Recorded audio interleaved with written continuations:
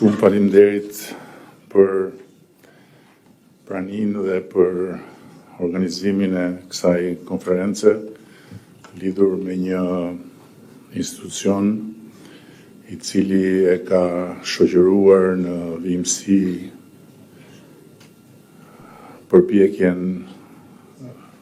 e Shqipërisë për t'u demokratizuar dhe për t'u transformuar nga një vend i sapodal prej diktaturës në një vend që synon të ulet në tryezën e Bashkimit Evropian.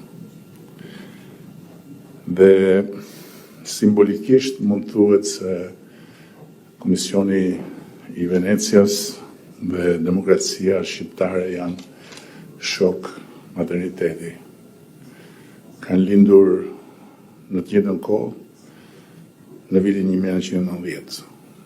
Komisioni i Venecias si një fëmijë i Europës së ribashkuar në vlerat e lirisë